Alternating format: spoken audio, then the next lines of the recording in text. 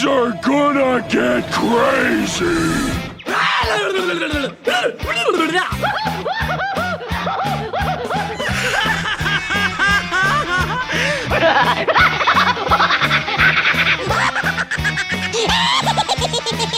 Most everyone's mad here. Hello, everybody, and welcome back to another episode of AniMat's Crazy Cartoon Cast. And holy crap, already I just started, I only said hello, and already J Monty is a new fish. Thank you so much, dude. But anyways, yes, I hope you are all having a wonderful Labor Day weekend. I know that I've been using it to go and have a bit of a break, but now I am fully back, and I am, of course, bringing back the madness that you all know and love. Now, before I begin, for those of you who are watching this, you may have noticed that my background is a little bit more different than usual. Well, there is actually an explanation for that. To make a long story short out of it, the room where I would go and normally do the AniMat's Crazy Cartoon Cast episodes and my live streams in general, well, right now it is under massive renovation, so now I moved it up to here in another room so that I could go and continue the show. Ooh, I even got some little cheers from JF. Thank you so much. Oh my god, and J Monty. Oh wow. you people have been a little bit more generous than usual. Thank you all so much. But anyways, yes, this is only going to be temporary though. And by the way, as you can see here, I am in the room where I have my green screen. This is the place where I would go and record myself doing my TikTok videos, or even the history videos. Whenever I would need to be in front of the green screen, this is where I would go. Not to mention those times in Animation Look Back the Muppets, where this is where I would often perform with Puppet Animat. But anyways, back to where I am talking about, back onto my point. This is only going to be temporary, by the way. I am expecting that the renovations for the room that I usually would go and do my live streams, that's going to be ready for the end of this month. So there will be a few times that you'll see me like this, but hey, we're still going to have a good time, and we're still going to have an awesome show. And don't worry about the internet, or if things will run smoothly, or if there's going to be any problems whatsoever. It's all going to be okay, especially with the fact that I've already tested this, and it went very smoothly. More smoothly than I thought, may I say. Not to mention the big surprise I had that people actually enjoyed a simple live stream where I just chat with you all. Pretty crazy, honestly. You know, like, simplicity can go a long way, but that's not what we are here for. We are here to listen about the latest animation news and some trailers as well. And man, I got a heck of a show to really go and initiate this fun-filled return of AniMat's Crazy Cartoon Cast, especially for this Labor Day. And now I would like to go and ask the chat wall over here, and now I want to ask you all, are you ready for today's episode of AniMat's Crazy Cartoon Cast? Let me hear it, folks. Who is ready? Let's see now. Okay, I see people are prepared. That's ready. That's great to see. All right. So now that you are all prepared, now that I see that you're all set for this, it is now time that we shall go and get things started. And with the first story that we have here, well, I have a trailer. And this trailer in particular, oh boy, I'm pretty sure that many of you are going to be excited for this one. Yes, this is one that I'm sure by the time that you would go and watch this, you will go and be pretty hyped up for what is to come, especially with some new ideas that it will be bringing in that will be very intriguing. And so, we shall now go and begin our first story by checking out the trailer for the upcoming documentary Miyazaki Spirit of Nature.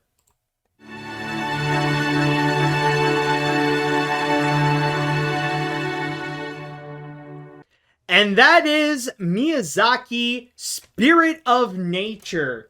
And to go and give you a little bit more of a description, more of an idea of what this is about, I actually have here my article on Animation Magazine, in which it is described over here, setting it apart from previous documentaries such as NHK's Never-Ending Man and 4-part 10 Years with Hayao Miyazaki, which focus on the filmmaker's work process and philosophy on animated art.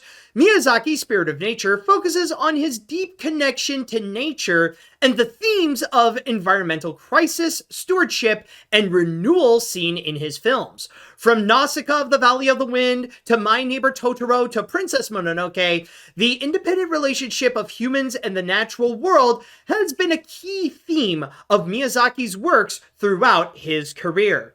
And on top of that, there are even some interviews with not just people who have worked with Hayao Miyazaki, but also close friends, family, and even some experts, whether it be on Miyazaki films or even on the planet or on the environment, more specifically, in which it also states that some of the interviews that they have done and that you have seen in this trailer includes producer and Studio Ghibli co-founder Toshio Suzuki, Hayao Miyazaki's own son Goro Miyazaki, and the man behind When Marnie Was There, Hiromasa Yonebayashi, along with the author of Miyazaki World, Professor Susan Napier, and also the author of Being Ecological, Professor Timothy Morton.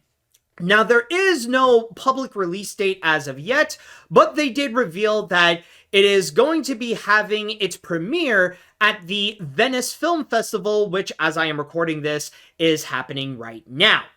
Now, I am not gonna lie, when I first heard that there was going to be this new Hayao Miyazaki documentary, my first reaction was honestly, just not sure. Now, if you guys know me, then you know I love Hayao Miyazaki's movies. I mean, the stuff that he has done is like a whole bunch of masterpieces. Not just like one that would be his magnum opus, but there's like several of them that can be considered some of the greatest animated features of all time. From Princess Mononoke to Spirited Away, even as of recent with Fudge, what is it? The Boy and the Heron. With the Boy and the Heron, like, so far, like, he has been making hit after hit after hit that really shows how animation can be a beautiful art form. But when I heard that we were getting another Hayao Miyazaki documentary, I don't know, it just felt a bit tiring to hear that, because I was thinking to myself, like, what can you do with a Hayao Miyazaki documentary that hasn't already been done before? Because we've already got a whole bunch as is. Even on this article that they have mentioned, like, we already got The Never-Ending Man. We already got 10 Years with Hayao Miyazaki. And another one that we got is The Kingdom of Dreams and Madness. And they would look into Hayao Miyazaki in varying degrees, rather it be looking into the history of Studio Ghibli or looking into his approach in terms of creating animation, looking into his life and his philosophy and all that kind of stuff. I feel like Hayao Miyazaki in general is very much covered. What the fridge can this thing do that we haven't already seen already? But then it suggested the idea that it would mainly be focusing on environmentalism. And that right there is where it got my attention. That's where I was like, now I see where you're going with this. Now I actually do see how this is going to be different than all the others. It's not necessarily on Hayao Miyazaki, but it's mainly about environmentalism and how it is such a prominent theme on his movies. And I would even say his works in general, because this is actually something that he had been doing again and again, even before he would get into directing movies, like even long before Nausicaa of the Valley of the Wind. I recently did a review of one series that he has worked on, or technically it was the first time that he was prominently a director, which was Future Boy Conan. And that one as well had environmentalism as a very prominent theme, one in which you could tell that that it is something that Miyazaki really wanted to go and talk about.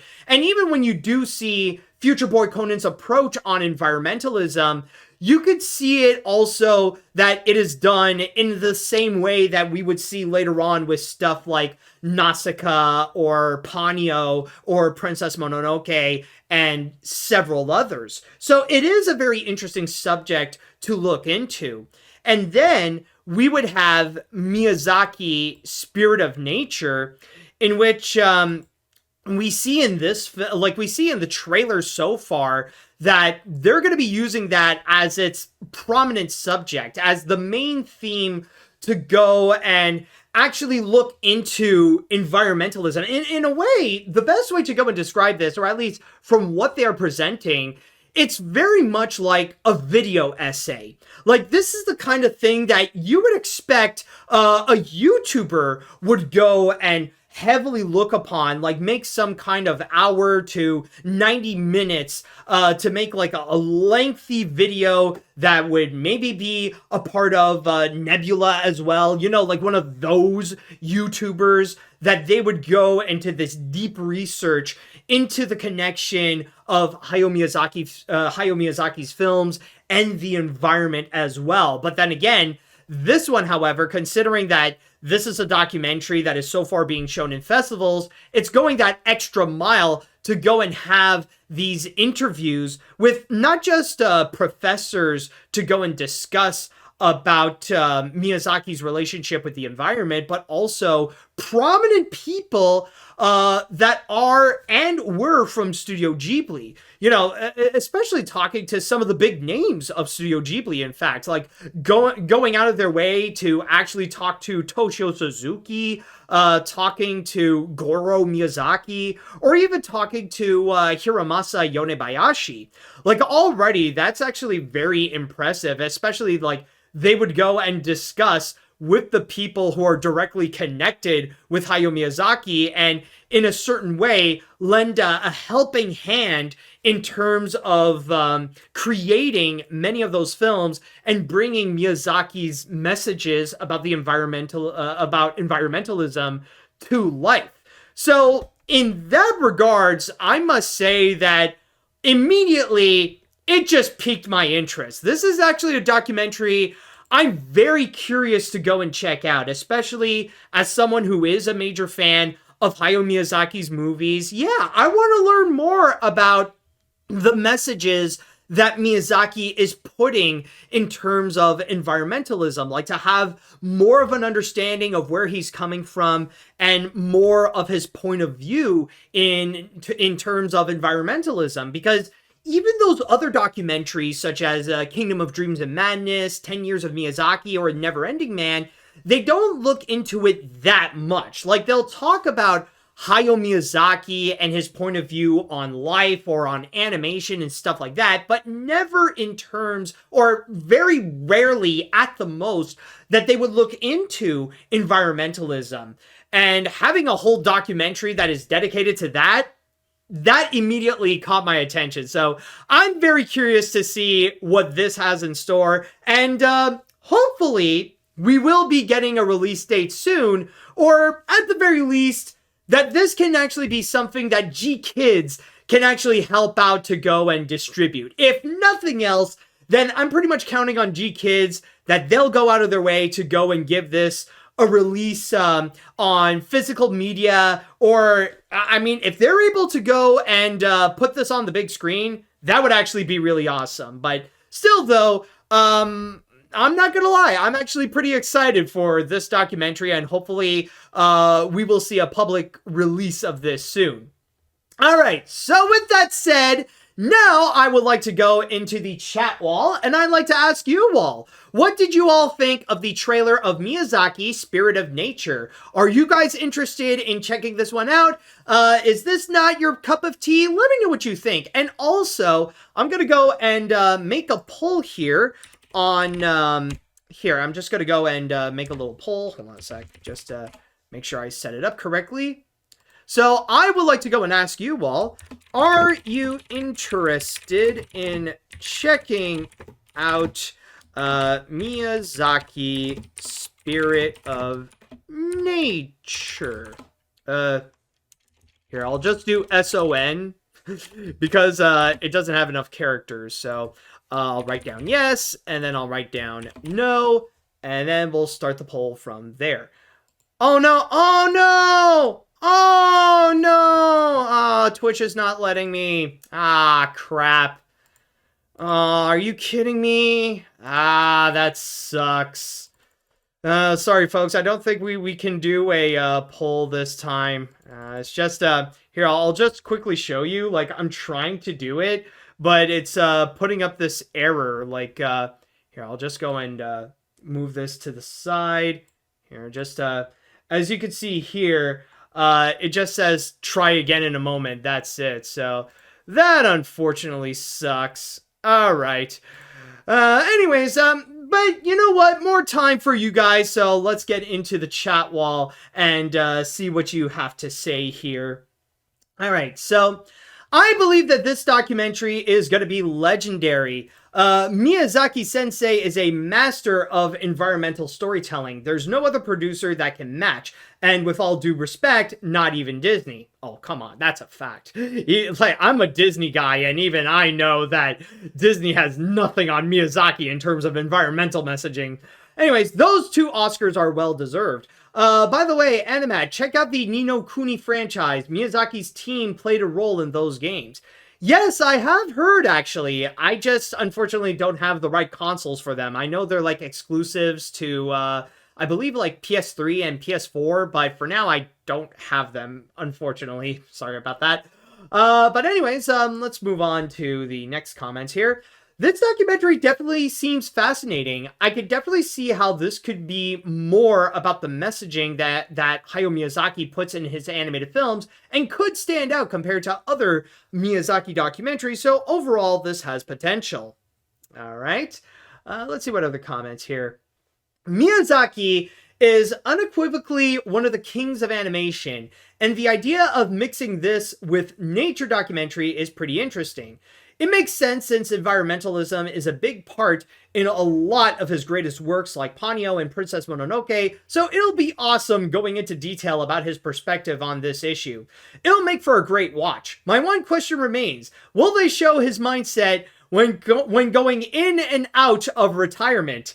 Actually, I have a question for you in terms of that. Which one? Because there's been numerous of times. In fact, like, the only thing I could think of in terms of that, it's like that, I forgot who the artist is, but chances are you may have seen it at least once on social media, that someone drew Hayao Miyazaki as a cat. Like, it's literally just Hayao Miyazaki's head on a cat, and he would just walk in and out of a door being like, okay, I am retiring. No, actually, never mind. I want to make another movie. All right, now I'm retiring. No, I changed my mind. I'm coming back. No, this time I'll be retiring. No, I'm coming back. You know, doing that again and again and again. So, honestly, you gotta be a bit more specific on when specifically Hayao Miyazaki wanted to retire. Because honestly, we're gonna be soon at the point where Hayao Miyazaki is retiring more so than he actually made movies. Anyways, let's see what other comments do we have. I was expecting you to play Sonic the Hedgehog 3 trailer or the Lord of the Rings animated film trailer, but I was surprised with your choice of trailer. In any case, this could definitely be a great documentary for those who have been watching Ghibli films for years. Also, could it talk about Miyazaki being a massive retirement troll as a bonus? Well, I mean, we've already discussed about that, so... anyways, this is a film I have to take a look at. People should know more about Hayao Miyazaki's life outside of his work. I hope G-Kids will release it. If not them, maybe HBO Max or Netflix. Do you think people will watch because The Boy and the Heron won the Oscar? Well, honestly, I don't think it's like because of The Boy and the Heron. I think the Miyazaki name alone is going to be enough to go and grab people's attention. I mean, it's not just with The Boy and the Heron. Many people will recognize the name Miyazaki because of stuff like My Neighbor Totoro, or Spirited Away, or Princess Mononoke, or Ponyo, or any of those films. So in that regards, just put in Miyazaki, and that will tell you a lot about what this documentary is going to be, or whatever subject that you're working on is going to be. Like, even the example of Professor Susan Napier's book, Miyazaki World, that already tells you that it's a book about Hayao Miyazaki and his movies. Alright, now let's see what else we have here. This trailer was quite unexpected, but I'm optimistic about this. As a recent Hayao Miyazaki fan who loves going to the Studio Ghibli Fest screenings, it would be refreshing to watch another documentary since Disney Nature's Penguins. Yeah, I mean, well, again, first we'll have to wait and see if it will get a big screen release, because nowadays, especially, like, having a documentary be released on the big screen, like mainstream big screen, like in like over 1,000 theaters or stuff like that, that's a massive rarity, and hopefully G-Kids can go and try to accomplish that. Anyways, let's see what other comments we have here. I think I'll go read... yeah, I'll go and read 2, and then we're going to go on to our... 2 or 3, and then we're going to go on to our break. So, I was expecting something else, but oh well, might as well check out the appetizer first. But anyways, another Miyazaki documentary may sound like it already happened before, but this time focusing on environmentalism? Okay, sounds new and neat. While I haven't watched much of his films, he's no doubt a legend in the animation industry, and I'm glad we're learning more about him in a brand new way. Let's see if it stands for the documentaries when it'll get an official release. Alright, as a fan of Studio Ghibli and Hayao Miyazaki's magnum opuses, magnum opuses, I'm pretty curious about this documentary. I loved his films like Spirited Away, Princess Mononoke, Howl's Moving Castle, and Ponyo, and The Boy and the Heron may be a great film, but it's never considered my favorite. And a documentary focusing on Hayao Miyazaki's point of view on nature does sound like something I should look into, so I'll give it a shot. I never watched the other documentaries, but I'll have to try and watch them. No, I highly recommend you do so. Some of them are actually really awesome. Like The Kingdom of Dreams and Madness, I think it's actually a great documentary that actually gives you a good look into how things work in Studio Ghibli. Not to mention that it was at the time when Isao Takahata was alive as well. So even it has a moment where it would discuss about the relationship between Miyazaki and Takahata. All right, so one more comment to go and read here. Let's see. Well, I have to say that even I'm intrigued by this doc. I stated before that I'm definitely not an anime guy. My brother is, though, but that's a different story. However, when it comes to Studio Ghibli, I trust them making amazing films as much as Disney themselves. And with the addition of environmentalism, this has some anticipation to know what gave his knowledge to making those films iconic. Alright, so we're gonna go on to our first break, and when we do return, we will watch another trailer, but this time, it will be about a highly anticipated movie, one that's got a lot of people talking, based on a very beloved franchise that's going to be coming out this December. So stay tuned for that one, folks. Alright, welcome back. Now, when it comes to our next story, we will be discussing one of the final anticipated movies that is going to be coming out in 2024. I know there are many big name features that are going to be coming out in the holiday season, but this is one that has many people talking, especially when it is based on a very popular franchise. And the discussions can go all over the place, but the big one is in regards if it will be able to go and honor and respect the franchise that many people are very attached to, that they are very close to. And not to mention that people have been hyped up to see its grand return on the big screen this December. So, without further ado, folks, let us go ahead and check out the trailer for the anticipated movie, The Lord of the Rings, The War of Rohirrim. What does Mordor want with rings? And that is The Lord of the Rings, The War of Rohirrim, to which the movie is going to be coming out on December 13th. Yes, we are going to be jumping from one movie that is about Japanese animation to another movie that has Japanese animation.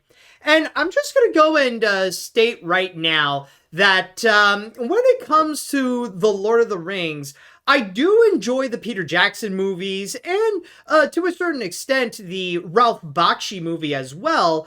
But honestly, that's the most in terms of knowledge that I have with The Lord of the Rings. I have yet to actually read the books. I've only seen the films. In fact, come to think of it, I did also check out the Rankin Bass movies as well, like The Hobbit and Return of the King.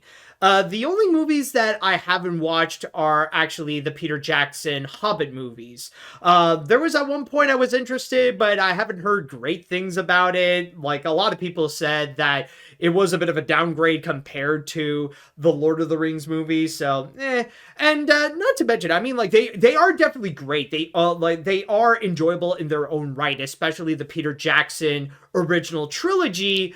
But I just feel like it's not necessarily something I'm like crazy obsessed with. It's like something I watch and I'd be like, oh, okay, that's cool, but it's not like among my major fixations. It's not something that, like, you know, I'm really crazy over. Like, even if I would watch it, like, I'm not as like major attached to it. So I have seen the films, I do enjoy them, and like maybe sometime in the future I would have to recheck them again. But you know, I wouldn't say like I'm a major Lord of the Rings fan. So with that said, now looking upon the new movie, the anime movie that they are going to be releasing, The War of Rohirrim, I will say that this does look interesting, especially with the fact that this is a major prequel, because this isn't just before The Lord of the Rings, this isn't just before The Hobbit, like this is even long before that they would go and forge the rings. And from there, we see this great battle that is going on between the two kingdoms. So from there, like, okay, so we're gonna, you know, you're really expanding upon the whole lore of the Lord of the Rings, and with the whole story of Middle Earth, especially when you have like these two clashing kingdoms going on. But I will say my one criticism is that there is a part of it that, honestly, I don't see a whole lot that really makes it stand out as its own story.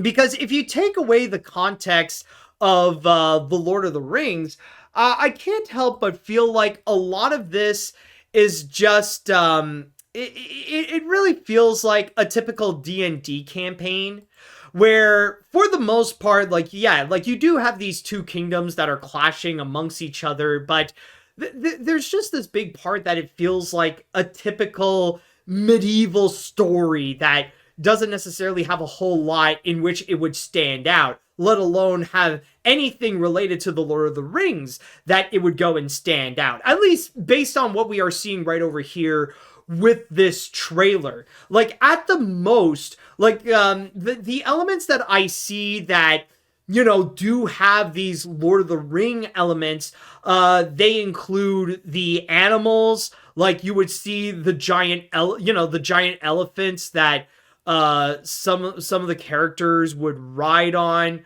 Like, yeah, those are unique creatures that we would see in Lord of the Rings, that they would have like 4 tusks. And then we got the giant eagles as well, which is also another significant element from the Lord of the Rings.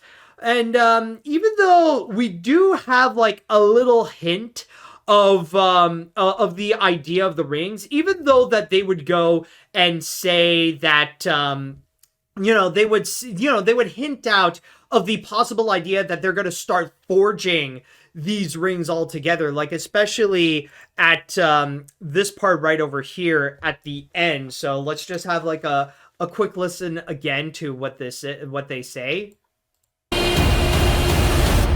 What does Mordor want with rings? So apparently, like, we it's hinting out that now we got this one character who seems a bit obsessive with rings in general. Like, and even like one guy that's on the side that, it's hard to decode what he would say. Like it sounds like he's simultaneously like eating or has something in his mouth while he is talking, like, what do you know about the rings? Or something like that. Yeah, so like you got those little connections, and not to mention that we also have an element of feminism, which, yes, feminism does play a significant role in The Lord of the Rings, even though like the majority of the characters, they're all male. But then you probably do remember, like, okay, spoiler alerts if you know nothing about Lord of the Rings, but you probably recall at the end of Return of the King, like, the one who destroys the big villain turns out to be a woman, where you probably have heard about the line that no man can destroy me, but the one who did destroy him, she would unmask herself and she would go and say, but I am no man. Yeah, Eowyn, yes. Yeah, like Eowyn would go and unmask herself, revealing that she is a woman who disguised herself as a man to go and fight in the war, a bit in the same style as Mulan, although maybe not really. Like, maybe I think some characters already know that she was in there. I need a refresher to go and check out Lord of the Rings again. But yes, there is that element. Yeah, exactly. Thank you, Blue Boy, for filling in some of the context that I've been forgetting. It was Eowyn who destroyed the Witch King of Angmar.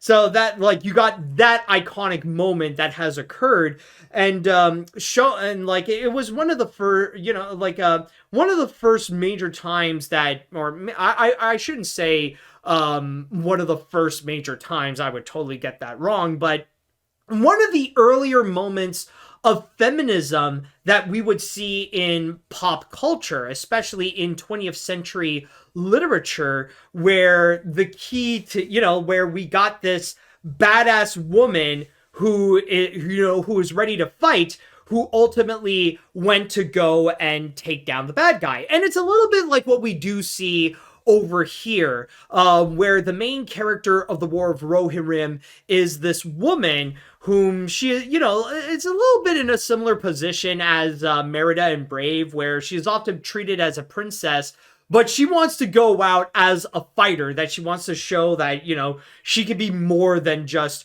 royalty, or just more than someone who could step in and be like, yo, you want to hook up? Like, I'll give you my hand in marriage and we can have peace upon our lands and stuff like that. Like, she wants to prove that she could be a lot more than that. So you do have that element as well that does connect it a bit to the Lord of the Rings. And one thing, now that I am thinking about it, I am curious if there is going to be that kind of connection to what we would later know in the Lord of the Rings. That if it's because of her that a key element of destroying true evil, such as Witch King of Angmar, would be to have a woman to go and step in and actually go and take down, take down the villains, to take down the bad guys. Maybe she could actually have a key role in this. But I will say, so far from what I am seeing with this trailer, as someone who is not as familiar with the Lord of the Rings, or would definitely need a refresher, from what I see, I mean, the animation definitely looks awesome. Like, I'm not going to deny that it looks like it's going to deliver us some pretty badass anime action, especially like medieval themed anime action.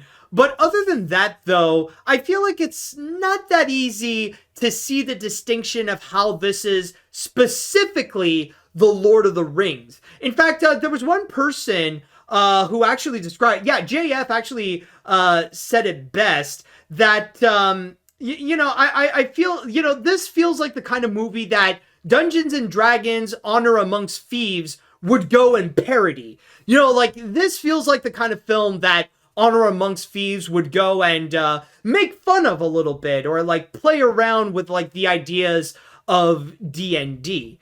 So overall, though, I mean, I'll keep an eye on it. Like, I could definitely see some potential, but will this stand out in terms of animated features that we got this year, or at least in terms of the movies that are going to be coming out in December? That, honestly, I don't know. But ultimately, we shall wait and see when the War of Rohirrim will be coming out on December 13th. And with that said, I will now go onto the chat wall, and I'd like to go and ask you all, what do you all think about the War of Rohirrim trailer? Are you guys interested in checking it out? Are you a little hesitant to do so? Are you not sure? Or especially, if you are a Lord of the Rings fan, then let me know what you think of this. All right, so let's see what the comments have to say now. All right. Somewhere David Zaslav is kicking himself and thinking, dang it, I missed one.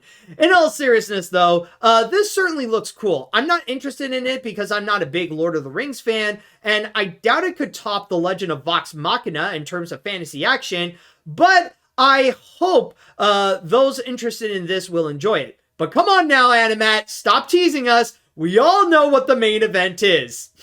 Oh, I know. But still, we just gotta get through some of the trailers first. I'm just saying. Alright, I am not an expert on The Lord of the Rings. Plus, as one of the 3 people who actually saw Mortal Engines, Peter Jackson and I aren't exactly on good terms. But I'll give this props. This does look pretty cool. Not only does it retain the thrilling feel of the previous films, but the animation is fantastic. The world of Middle-earth perfectly fits an anime style, and as such, it's going to be an interesting watch. I just hope that it has less endings than The Return of the King. Oh, you never know. Maybe there's going to be that 4th ending where after they defeat the bad guys, after the war is over, suddenly they're all gonna have like a little pillow fight party, and like we'll have like either a wizard or maybe this old man that's just gonna be on the side just watching, going like maybe there could be that as well. That could actually help to give it that true connection with the Lord of the Rings. That's how you know it is a Lord of the Rings movie, when you have at least 5 endings. Alright. You troller, you thought you were going to give us Sonic the Hedgehog 3 trailer, but instead you gave us this. Troller of trolling the chat wall. But with all jokes aside, this trailer does look interesting, and the animation looks pretty damn good. I've been wondering what it's like if The Lord of the Rings had an anime. However, I wouldn't say I'm hyped for this. I may be a fan of the movies and the books, but with this, it may look interesting, but I wouldn't say it's my most recommended. Alright, interesting. So I said this last week in the casual chat, but I feel like this is something we should be more supportive of. It's a serious fantasy story, adult animation in an anime style, and being released by a mainstream studio. This is something we might never get again. I don't even care about The Lord of the Rings as an IP. Never even seen the Peter Jackson movies or read the book. I know this movie's plot isn't really original, but again, stylistically and tonally, this is rare for mainstream animation. I mean, I will say you're not wrong there.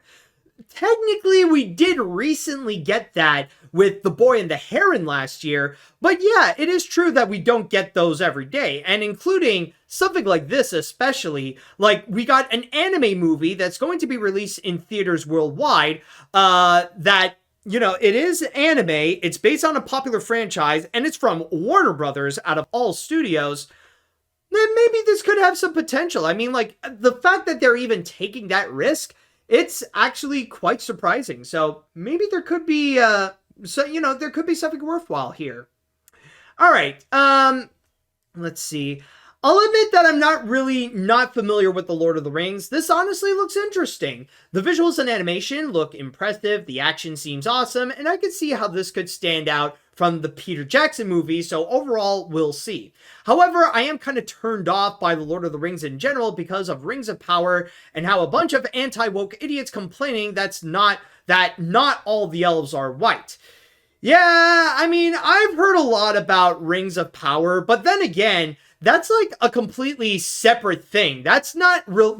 From what I've heard, that's not fully related to Peter Jackson's Lord of the Rings. It's Amazon trying to do their own thing with the Lord of the Rings. And even though for the platform, it's been so far a pretty big success, the reactions, however, yeah, like a lot of it, like, you got to go through a lot of garbage before finding one that would seem like a legitimate criticism. Like, if you're going to get anti-woke people just being racist, then honestly, like, you could just throw that thing in the trash because, well, I mean, the garbage is where all racists belong. But, yeah, when it comes to Rings of Power, it's just, yeah, I feel like the discussions about it have been so far a little too toxic to even open up or even discuss about. All right, let's see what else we got here. What is with the theme of popular IPs turning into anime? First Suicide Squad, then Rick and Morty, then recently with Terminator Zero, and now this Lord of the Rings anime. I've personally never been familiar with Lord of the Rings, so this doesn't seem really interesting to me. I'll give it that the animation is nice, but I doubt this will be one of the best animated films of the year. I mean, we'll see. It could, but yeah, I don't know. Like, it really does seem like something that is dependent on the Lord of the Rings brand, and it does feel like something that you have to really understand the Lord of the Rings in order to truly see those connections. Let's see. Any other comments to go and read? Hey, look, Lord of the Rings is back. It is interesting that we will be seeing the prequel story in animated film. Not just an anime film, but 2D animated film on the big screen. Sign me up. I like some of Kenji Kamiyama's works, and this is not the first time he produced works based on Western franchises, since he also worked on The Ninth Jedi for Star Wars Visions and Blade Runner Black Lotus. And yeah, do support 2D animation when released in cinemas instead of Kraven the Hunter on the same day. Well, I mean, that's really going to be put to the test considering the other movie that many people are hyped up for on the big screen that's going to be releasing close to the War of Rohirrim. Wink, wink. Just letting you know. Anyways, I think I'll read one more comment and then we're going to move on to our next break. So yeah, I say this now. I never really saw Lord of the Rings anything. The only thing I saw out of it was the 70s Ralph Bakshi film, and that's basically it. Since it's like the Black Cauldron, but better if that makes sense. Learn for myself that I'm not a D&D person or something similar, and this is no different. I'm not saying it's terrible. That anime style definitely looks intense and action-packed, but I can tell this is made for something exclusive for the people who are familiar with the franchise. Good boy. Well, I just want to go and say that, honestly, based on what the chat wall has to say here, there doesn't seem a lot of major interest. It does feel like something that maybe it might be exclusively for Lord of the Rings fans if they are that interested in it, but who knows? Like, maybe it could have some potential, but we'll ultimately have to wait and see when Lord of the Rings, The War of Rohirrim will be released in theaters on December 13th. And we're going to go on to our next break now. And when we do return, I know I've been making some jokes. I know I've been fooling around with you all about it. But we got one more trailer to watch. And yes, it shall be the one. I promise. Alright, we are back, folks. Now, I know that I did a little bit of mischievous trolling in this episode, you know, with the little promise, with presenting you this trailer, but then I would go and turn things around with stuff like Miyazaki's Spirit of Nature and The Lord of the Rings, The War of Rohirrim. But now this time around, no jokes. I'm not trolling, I'm actually serious, and I do promise that I will be presenting this trailer to you all. I know you've been hyped up, and I know many of you have been excited to hear my thoughts about it and to be checking out this trailer, but now let's actually go and do this. So with that said, let us go and check out the trailer for the anticipated sequel, Sonic the Hedgehog 3. In the saggy flesh. And that is Sonic the Hedgehog 3. Whoops. Yes, thank you very much. Yes, that is Sonic the Hedgehog. Whoop. Hold on a sec, did it go too far? What the fridge happened? Just wanted to go and place it in a nice order. There we go. All right, now we have the title and everything. So yes, that is indeed Sonic the Hedgehog 3, to which the movie shall be coming out on December 20th. And I gotta say that I am a little bit surprised that it is still staying in that release date, considering that, as you probably know, December is going to be an extremely busy time for movies, not just with the big name films that are going to be coming out around the Thanksgiving season, including Wicked and Moana 2, but then we would also have a whole bunch of other big name mainstream movies such as The Lord of the Rings, War of Rohirrim, Kraven the Hunter, and also Mufasa. So with Sonic 3 added into the mix, yeah, there's going to be a lot of intense competition, but, you know, maybe Sonic can actually go and pull through. Maybe it will be able to go and do so, especially with the hype that is so far behind it, and especially, you know, I'm not going to lie, I feel like it is absolutely shocking, but we are about to get a film adaptation of Sonic Adventures 2. Like, I never thought I'd see the day, because I'll be honest, Sonic Adventure 2 was actually the first Sonic game that I've played fully. I mean, I've played the Sonic games before when I was a kid, but I never actually owned a Sega Genesis. Whenever I would go to any of my cousin's house or anything like that, they would actually have a Genesis, and, you know, I would play a little bit, you know, just a bit of like either the first Sonic or Sonic 2, but then I had my own Sonic game with Sonic Adventure 2, specifically Sonic Adventure 2 Battle for the Nintendo GameCube, which I actually still do own. That was the one that gave me a full introduction of Sonic the Hedgehog, along with many of the other characters that are in there. And this is not to mention also watching a few of the episodes of some of the shows, whether it be the Sad AM or Adventures of Sonic, or especially Sonic Underground. So seeing something that I used to play a lot as a kid, and what gave me my full true introduction of who Sonic the Hedgehog is, now being adapted into a movie, that is honestly pretty crazy, especially, not just with having Sonic, Tails, and Knuckles, teaming up, but also that we have Shadow the Hedgehog, and that you do have those plot elements from the game as well, and even especially with, Shadow's backstory as well. Like, if we go back a little bit, like, they'll even go into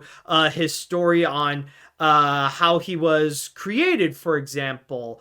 Like, if we go back over here, where is it? Yeah, like, with this part where we will actually see the moment where we see that little bond between Shadow and the girl Maria, in which he, which would go and explain a little bit of his like dark and brooding side after her tragic fate and all that kind of stuff. And then on top of that, we're also getting an extra element of Dr. Robotnik's grandfather over here. Where is it? Yep. Over here with Gerald Robotnik, whom, by the way, is going to be played by Jim Carrey again. So not only are we getting an over-the-top Jim Carrey, but now we're getting two over-the-top Jim Carreys appearing on screen. And not to mention, another thing that I am, someone also mentioned Sonic X. Yeah, I actually did watch some of those episodes, actually. I did watch a few seasons of that back when I was watching a whole bunch of, like, the Fox Box and 4Kids stuff. Like, probably around the same time that I was also binging on Kirby. So, from there, like, and not only that, but there is also the element of Sonic teaming up with Dr. Robotnik. Like, that I do recall is actually an element in which is featured in Sonic Adventure 2, where eventually, like, the villains and the heroes, they realized there was a far bigger bad guy, which, funny enough, is actually, was actually orchestrated by Gerald Robotnik. And from there, they have to go and team up in order to ultimately save the entire world, not just from Shadow. So, depending on how accurate it is going to be to the games, maybe we will go and see that at the end. Yeah, we're going to see a lot of the rivalries between Sonic and Shadow, of course. But one thing that we could be seeing, though, is that these two would ultimately team up and then go into their, they're going to go into their mega form. Kind of like what we saw at the end of Sonic the Hedgehog 2, where we saw Sonic, like, he has to go and take all the power of the emeralds in order to go and be in his own Super Saiyan form, or in his golden form, or I forgot what the name of, like, the form that he becomes when, like, he's all golden, he flies around and has, like, tremendous strength and stuff like that. The chat will probably go and describe that, but I can imagine that eventually, yeah, Supersonic, okay, wow, it's actually simple as that. Okay, thank you, chat wall. But yeah, like, I can imagine that eventually, maybe at the end, there will be a greater evil that they will go and present, and we will see the super forms of both Sonic and Shadow at the end, if it is going to be as accurate to Sonic Adventure 2. But I will say, though, there is one thing that I do want to go and state, and this might be a bit of a hot take. I know this is going to be a bit of a controversial statement that, especially with Sonic fans, I don't know how they'll feel about this. Like, maybe they'll not be cool with me saying this, or maybe it's all right. But I just gotta say, if there is one thing I am worried about with this movie in particular, is that I am hoping that it won't take itself too seriously, or that there won't be moments where it's gonna try to take itself seriously, like it's telling this grand epic or whatever. And I know this is a bit of a controversial statement, especially if we're going to be looking into Shadow's backstory again, looking back into the bond of Shadow and Maria.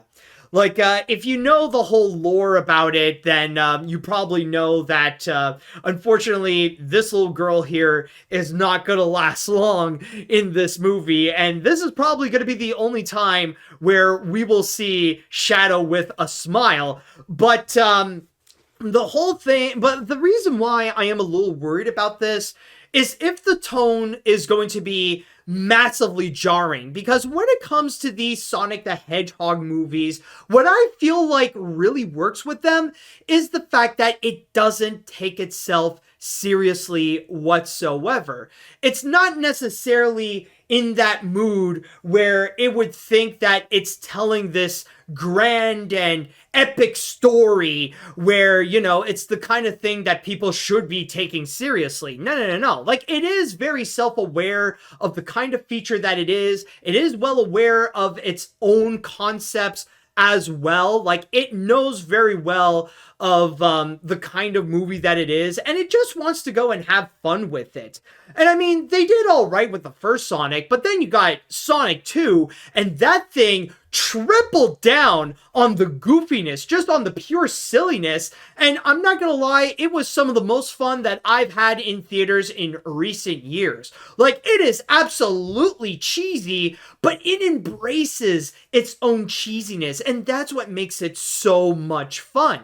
And it looks like in this movie, there is going to be some of that cheesiness as well, but I am worried that if there are going to be those moments where it's going to try to take itself seriously, like the whole Shadow and Maria backstory, then the tone is suddenly going to be jarring. I mean, how the fridge are you going to go from something like this, where you're gonna have this attempted tear-jerking tale about when Shadow once had a friend, but then he loses that friend and now he vows revenge on the whole human race in the same veins as Mewtwo in Pokemon the first movie, and then suddenly you're gonna go and have moments like right over here where you're gonna be presenting two Robotniks. Like, you're gonna have two Jim Carreys that are now going to be going over the top and be crazy. Like, I don't know. I feel like there's going to be, like, the worst case scenario, there's going to be, like, this total whiplash that's going to be going on with the super serious, super edgy Shadow, and then you're going to get those goofy, over-the-top moments with the two Jim Carreys, or with the little shenanigans that we are going to have with Sonic and friends. Now, again, I just want to go and state this right now. I am not opposed to the idea of introducing Shadow's backstory, or it trying to go and tell some of the tragic moments in Shadow's life. Like, I understand why they would go and do that, but for me personally, I'm just a bit worried if it'll try to take itself a bit more seriously, and it would not work as well as with the previous Sonic the Hedgehog movies. That's the only thing I'm worried about. You know, I would be happy if this movie does prove me wrong, and maybe they'll be able to go and do that well, where it will learn about the proper balance of its tones. So maybe it'll find a way to make those two things work together. But I'm just a bit worried if suddenly it would just seem a bit too drastic, just going from one dark tone and then suddenly a very lighthearted, goofy tone. It's just a worry. And maybe I'll be wrong, but we shall see.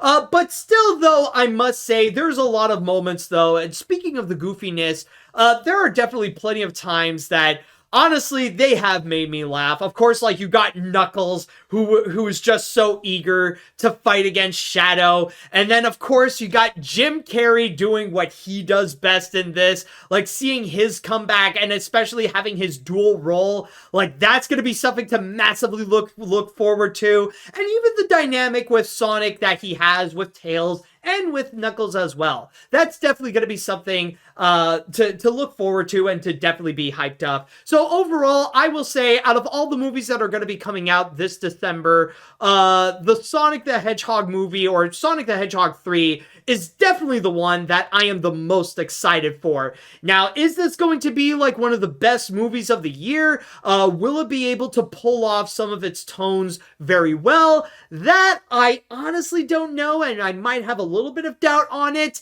But still, I can imagine. I'm just very optimistic that I'll have a good time with this one.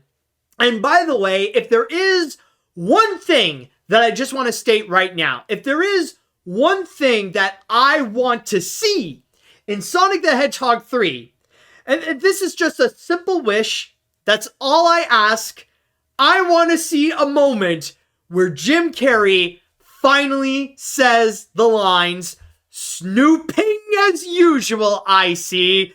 That's all I want to hear from Jim Carrey. That's the only thing I've been asking ever since the first Sonic the Hedgehog. I mean, if you're able to make Jim Carrey make a reference to the "Do you know the way Ugandan Knuckles" meme in Sonic the Hedgehog 2, then you can go and have Jim Carrey say Pingus.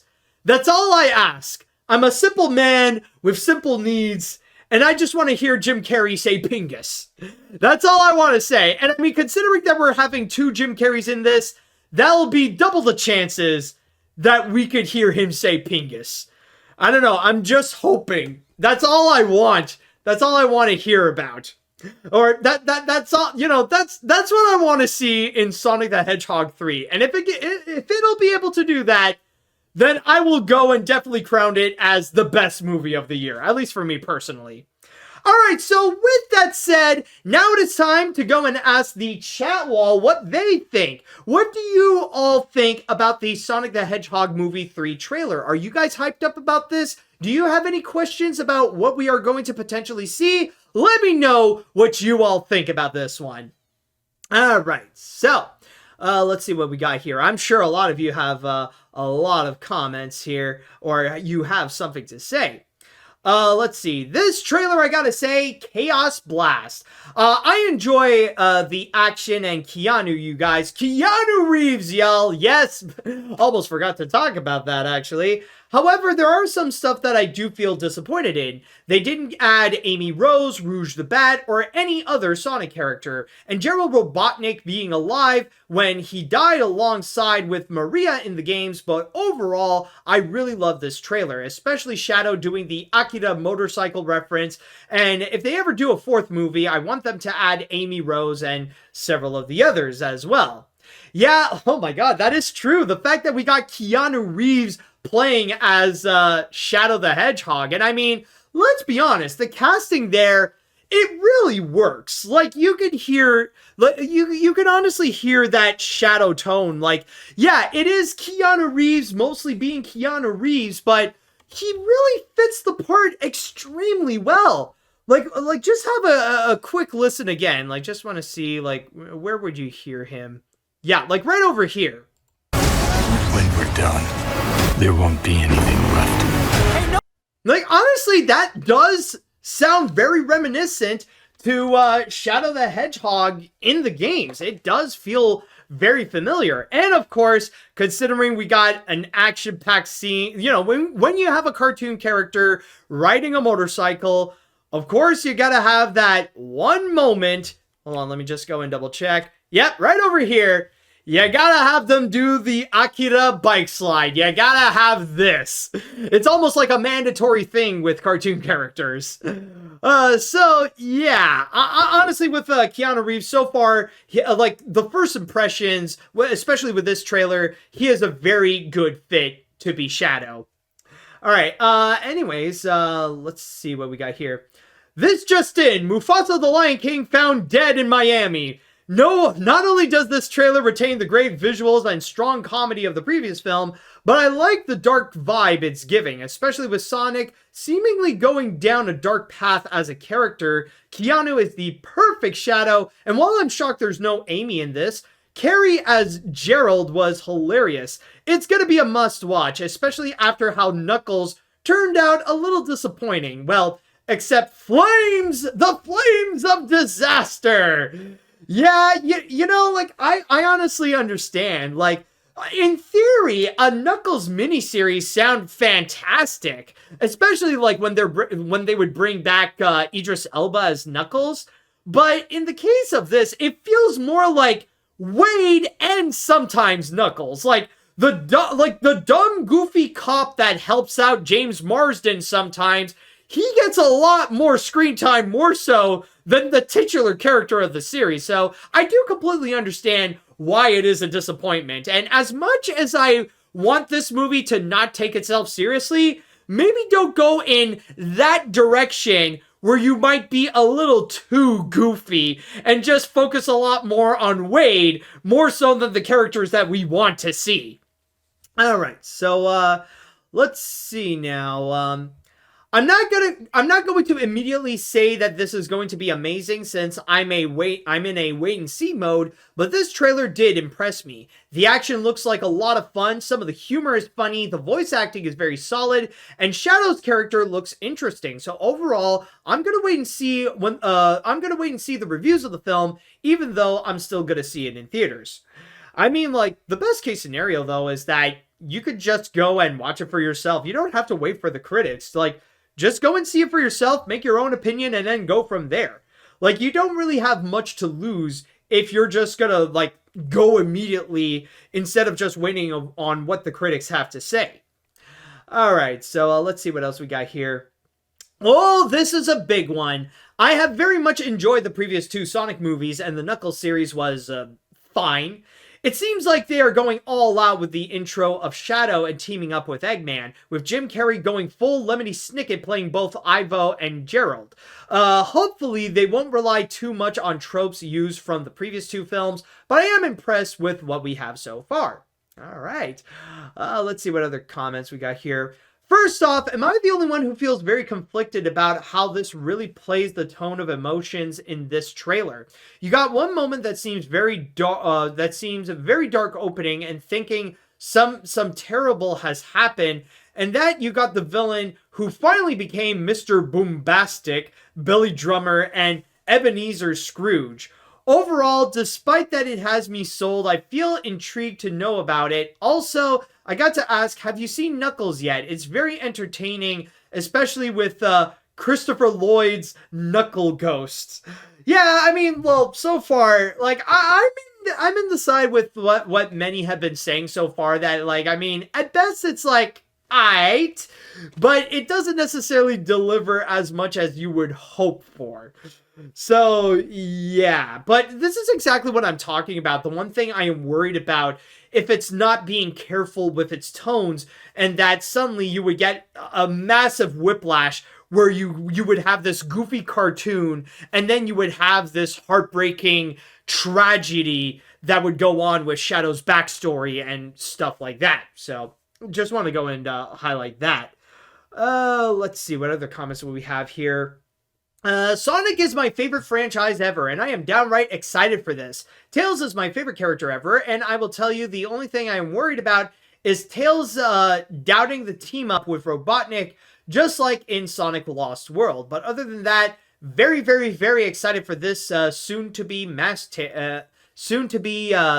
masterpiece. Ah, there we go. Alright, what else do we got here? I think, yeah, okay. I haven't read this one yet. I enjoyed the first two movies, and I'm really excited for the third movie. Although I am a bit iffy on Gerald being alive and also played by Jim Carrey. Mainly because of how it wants to be comedic, despite how serious his and Shadow's how Shadow is in the game.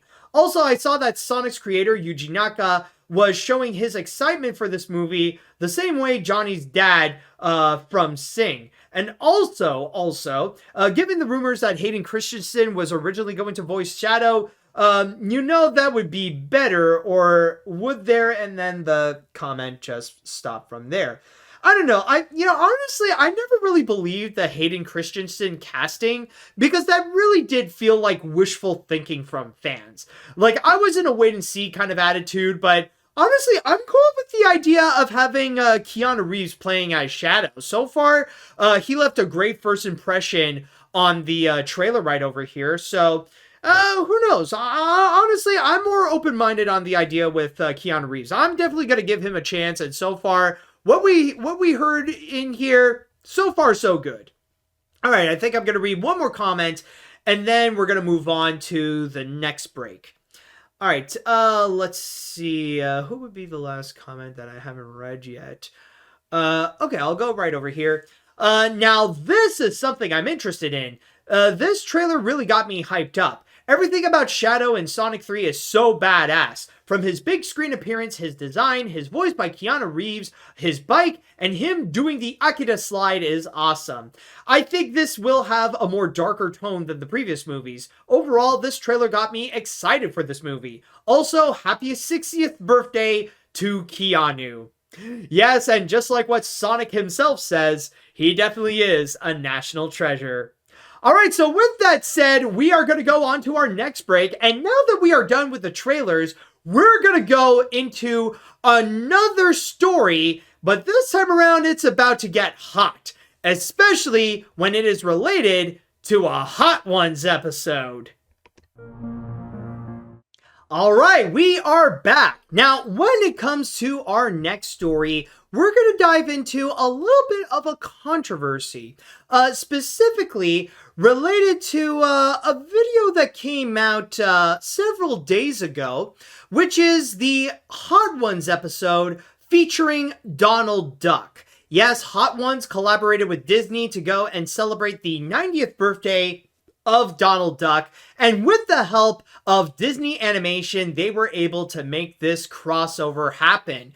And the responses for it have actually been great. People have really enjoyed the video, and especially with Donald Duck's crazy little shenanigans, even stating that it's kind of surprising to see something from Disney that would come out and they would say, like, it is absolutely hilarious, especially featuring characters like Donald Duck and Mickey Mouse, and not even associated with the Paul Rudd style. Like, this is classic Mickey and classic Donald, and bringing them into the modern age, and actually being hilarious that audiences have so far very much positively resonated with. It was a fantastic video, and if you guys haven't seen it, then I highly recommend that you go check it out. Like, it even gave me a pretty solid laugh as well. But, again, like I said before, there is a little bit of a controversy with it, and that is in regards to the credits. Yes, if there is one thing that people would be upset about, especially if Disney would literally do anything, then there's bound to be something that people will find to go and be mad about. And in this case here, it is the fact that this Hot Ones episode in particular did not actually give the credits to the animators. Like, a lot of people were very much impressed by the hand-drawn animation that was done in this. However, they were disappointed to find that nowhere in the video itself that they would actually go and find the credits. Like, let's actually go right over here. Let's go and open it in this. And you will see in the video itself, like, never once, like, if we scroll in the end over here, you'll see that this is how, like, it would just end immediately right over here with the First We Feast logo and like links to the other stuff. And even if you look into the description, wait a minute. Oh, wow. Hold on a sec. We just got an update. Wow, they actually put in the credits. Wow, they actually, okay, so I guess because of the backlash, they actually just put in all the credits of the people who actually worked in there. Okay, I swear that this did not happen before.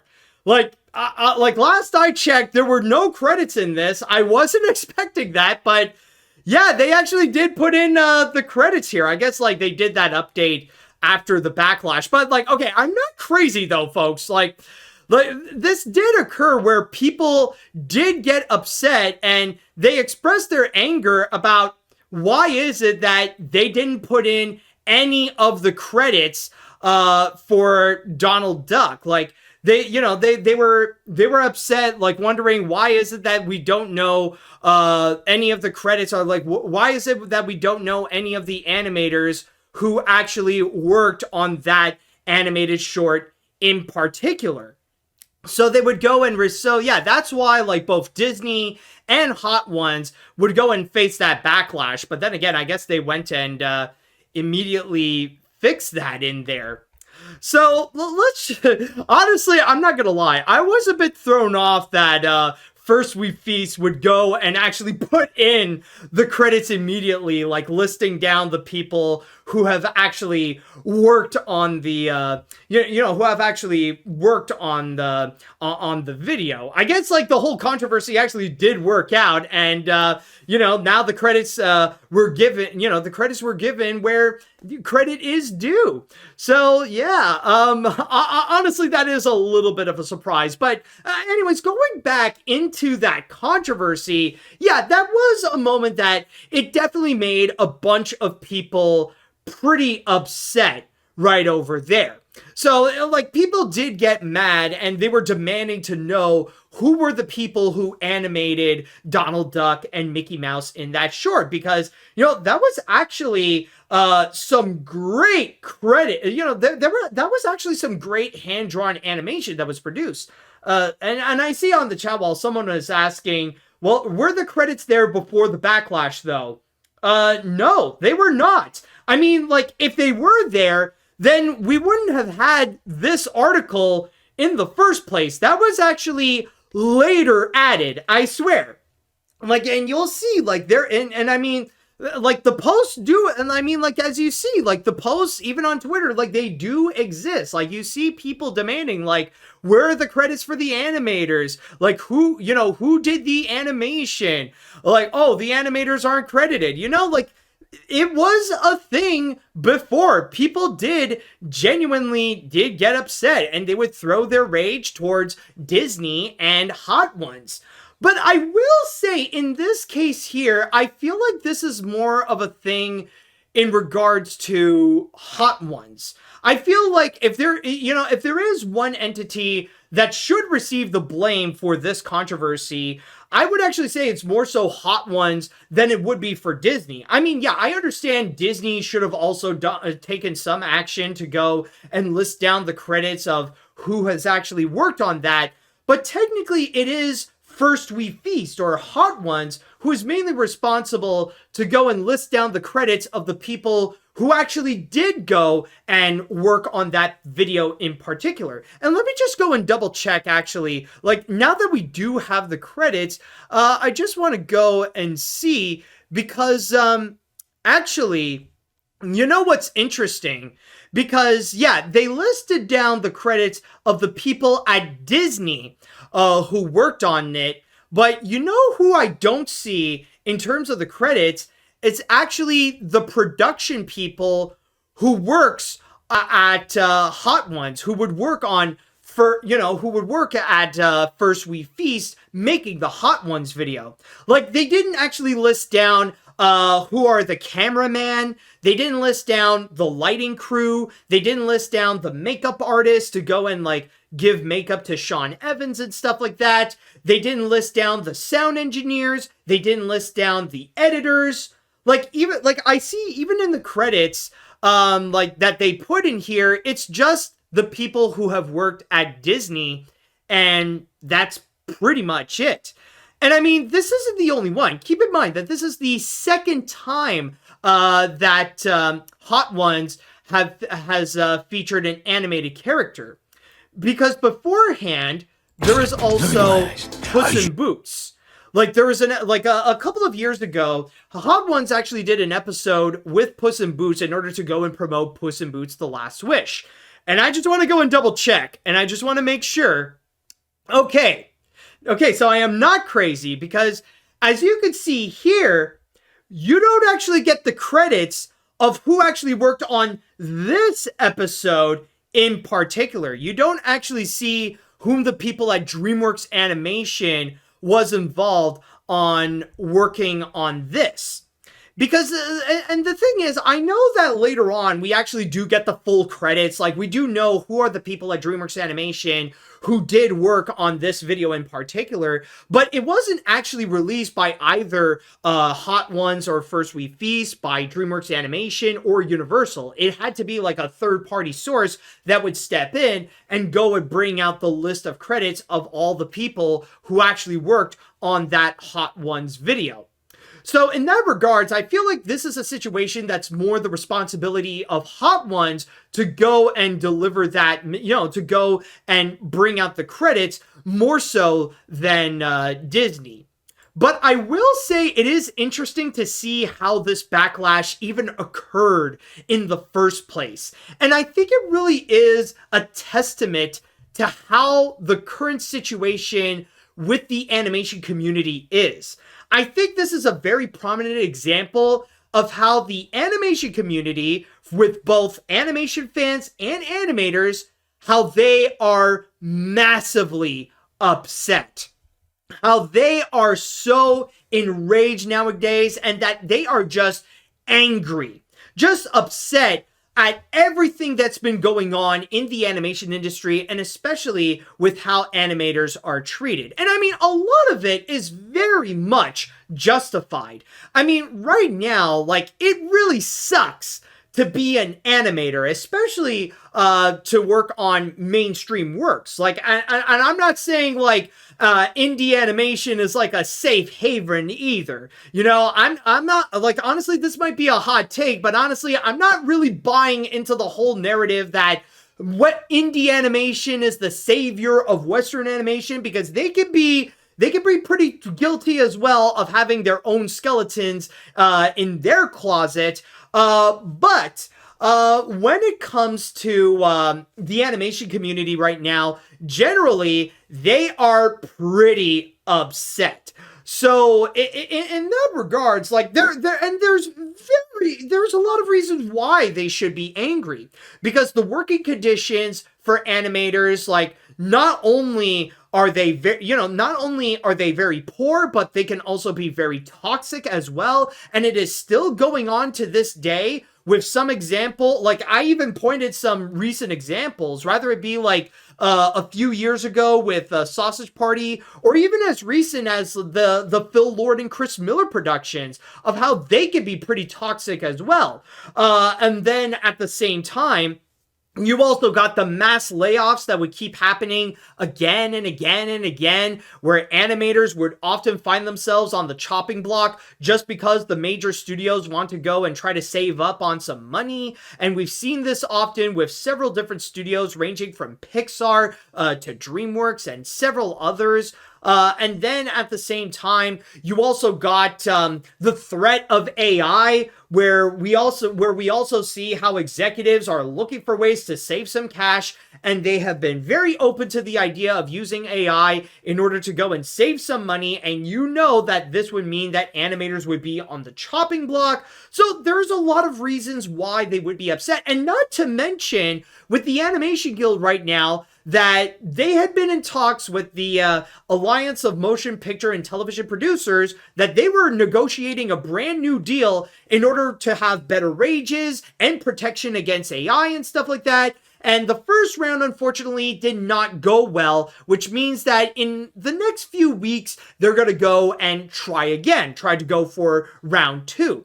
So this is definitely a lot more of a tense situation than ever before. And because of that, anything that would be controversial, like anything that would be like a bit of an inconvenience for animators, like, they'll be far more likely to be more upset or to get triggered or to really be outraged about it. Like, they're more likely to, like, really, more likely to go and explode in anger because of all the circumstances that are going on. And that is pretty much why we would see the Donald Duck Hot Ones video get more backlash, in contrast to the Puss in Boots video that honestly went through the same thing. Like, people, even back 2 years ago, things weren't as intense for animators as they are right now. And yeah, maybe some people got upset with the Puss in Boots video where DreamWorks animators did not get the credits, but considering that, but even back then, at the end of 2022, things were not as awful as they are right now. Things are not as tense, and things are not as dire and stressful for animators in terms of their working conditions or the chances that they would even have a job in the first place. And there's even another factor that I also want to go and add, and that is in regards to Twitter. Now, I know some people could go and argue that, well, social media in general would be a problematic factor and that all the other ones are very much guilty of this, but I feel like Twitter especially can be a significant factor as to why animation fans and animators are so upset and are more outraged than they were a few years ago. Especially with how Twitter is built right now, in which it highly encourages people to go and, to be enraged. That they want people to be upset so that they can be far more likely to go and be engaged. In fact, they encourage rage bait so that so that people can use Twitter more and be upset about whatever is going on. It's pretty much built to the point where you are more like, if you go into the app, then you are more likely, or it is almost a guarantee, that you'll walk out of it being upset over at least one thing that you would see on your feed, that you would see that it's just, it's bad, or it makes you upset, that you're mad about it, or whatever. Rather it be related to politics, or maybe something in entertainment, or something related to fandoms, or something that is in your interest. Like, no matter what, Twitter will find a way to make you angry. Even if there's nothing to be mad about, people will find something in order to be mad about. They will try to manufacture some rage in order to get that engagement going. I will even go and state that animators and animation fans who are on Twitter are more angry than those who are not. I mean, I don't know if there's any actually, I don't know if there is any legitimate proof of this, but that's the thing. Nowadays, it really is, Twitter really is at the point where the only thing you will gain from it is just rage and anger, and that's it.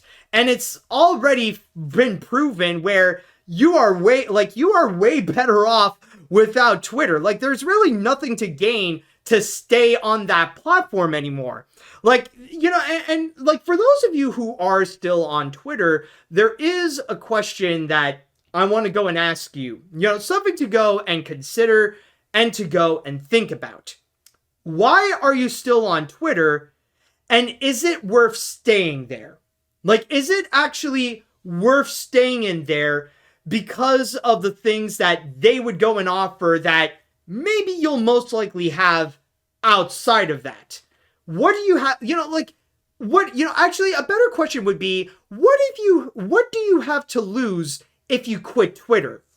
And if you know the answer to those, do you think you can live without those things? I'm just saying, just consider that.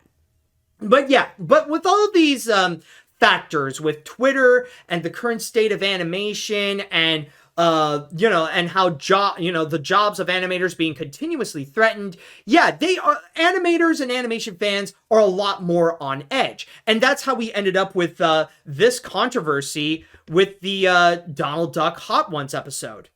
But like we have seen, especially in the description here, yes, we officially do have we actually do have the credits, especially what we have seen in the description. But if there is one person that we actually do have thanks for that, it would actually be the production coordinator of Walt Disney Animation Studios, Jillian. Excuse me. It would be Jillian Howell. On her, while the controversy was still fresh, Jillian Howell went on her Instagram and did this post right over here, where she actually wrote down the list of all the people at Disney who worked on the Hot Ones episode. And, I want to give credit where credit is due. So I want to go and state, I want to go and read you the credits that we actually have. I actually did do a TikTok and shorts video about it, so I'm just gonna go and read you what is listed over here. So, in terms of the people who worked on the Donald Duck Hot Ones video, they include it is written and directed by Eric Goldberg, a very familiar name in animation. It is produced by Dorothy McKim. Production coordinator, of course, Jillian Howell. The technical direction is done by Rebecca Thompson. And pre-production support is done by Angel Ruvalcaba. Oh, excuse me. And I also want to go and add, and this one was not added in here, but the voices, by the way, you got Tony Anselmo playing as Donald Duck and Brett Iwin playing as Mickey Mouse. Now, in terms of the animators who did work in this, they include Courtney DiPaloa, Eric Goldberg, Ella Louise Kahn, Jamie Olive, Tyler Pacana, Austin Trailer, and Andreas Wessel Therhorn. And for the cleanup crew, or the cleanup animation, we got Rachel Bibb, who is also credited to work on the ink and paint. You got Suzanne Burks, Dietz Ichishita, Emily Giuliano, Megan Craner, Tracy Lee, and Dan Tanaka. As well as we also have digital art services and additional support that is done by Kent Gordon, as well as the CG nuggets were animated by Darren Hollings, and additional support of that by Colin Eckhart. So in that regards, I'm glad that there is a happy ending where the animators do get the credits that they deserve. So from there, one thing I want to go and encourage you all is that if you do care about animators deserving their credits, being outraged is one thing, but to go and take action to actually find the people who did do the work and give them the credits, that's the best thing that you can do. Like, if you're going to be like what most people do on Twitter and just be mad about it and just make all those angry posts, then you're not really going anywhere. You know, that doesn't really solve anything. And what you're doing is just really fueling the toxicity of Twitter. But if you actually go and find the credits and go and highlight that, if you go and support the people who did work on it, then honestly, that's where you're actually going to do good. That's when you're actually helping people out, not just to help the animators to go and highlight their names to know who actually worked on it, but also that you can optionally like give them a follow as well. Like with Jillian Howell's post, like she actually did put in some of the tags of the people who are on Instagram. So like if you want to go and follow them as well, you can freely go and do so. So from there, that's just a little thing I wanted to go and talk about. Yeah, like there is that major controversy that happened, but at the very least, you know, there is that little happy ending where we do see the credits that are given. And I also thought it is worth talking about because it is interesting to see the current status of the animation community with both animators and animation fans, and how nowadays they are a lot more tense. They are a lot more angry than they are just a few years ago. So just thought I would go and highlight that. All right, so with that said, now I would like to go into the chat wall, and now I'd like to ask you all, how do you feel about the whole controversy with the animators momentarily not actually getting credits? I would like to know what you all think about all this. I know I don't have a lot of time until the next break, but at least let's go and actually have our thoughts out there. All right, so let's see what we got. I will say that the Hot Ones episode with Donald Duck was very good. It really does suck when it was first released the animators didn't get credit. While it is nice that they did add credits, but it still doesn't change the fact that it feels disrespectful, and it's because of stuff like this that it really shows how the Animation Guild is doing whatever they can in order to get a better deal, and I hope for the best. Oh, absolutely. And especially, like it really, like nowadays, the problem is a lot more highlighted than before. Like, yeah, beforehand, like maybe people like gave the Hot Ones a pass when they didn't do so with Puss in Boots: The Last Wish with the Puss in Boots Hot Ones episode, which even to this day, I mean, again, looking into the comparisons, like, yeah, now we see the credits of the animators in here, but we still don't see the credits on the Puss in Boots episode, because this didn't get as much backlash about that than it would in this, despite the fact that they're guilty of the same crime. But still, though, again, it is just a massive highlight on the current situation, on the current mood of the animation community. All right, so anyways, going back to what I was talking about here. Props to Hot Ones for doing the right thing here. That's a first here on this podcast, but why are individuals on the animation Twitter are attacking Disney Animation when they are basically the victim of this story? And since when they care about animators when they attack the same people that did Wish? Yeah, I never believed in that concern, but I'm sure all the animators and artists will win the war against IATSE. I honestly care about the animators than the fans these days. Yeah, and that's also another major problem with Twitter, considering that they encourage rage baiting and stuff like that. You're also going to get a lot of virtue signalers. Like, you know, there are going to be plenty of those people that just care about attacking Disney because they know that it is a cheap and easy way in order to get clicks and likes instead of actually showing support. Like, even those people know that if you would make a post that's just attacking Disney about this controversy instead of posting the actual credits, like, you know, the attacks would get a lot more likes because reactionaries will lean towards stuff that's about anger and attacking others and things that are destructive than things that are actually helpful. So that's also another thing to go and warn you about. Like, if you don't give a crap about the animators who worked on Wish, but you want to go and attack Disney for something like this, then it obviously shows that y'all don't give a crap about the animators. You're nothing more than a worthless virtue signaler that doesn't belong in the animation community. All right, so anyways, let's go and see what we got here. I feel sorry for the animators on that video for not giving them credit. It kind of reminds me of the whole Space Jam and New Legacy problem when Dave Alvarez, a Puerto Rican artist, was not credited for his works in the final credits, and he had to express his frustration on social media. Disney did the right thing to give them credit for the animators, but the video I have watched was a lot of fun. It's so funny that Donald's rage is very similar to Sammy Classic Sonic fan. All right, yeah, but no, exactly. And keep in mind, this is not like a Disney exclusive problem. This is an issue that highlights all the other studios.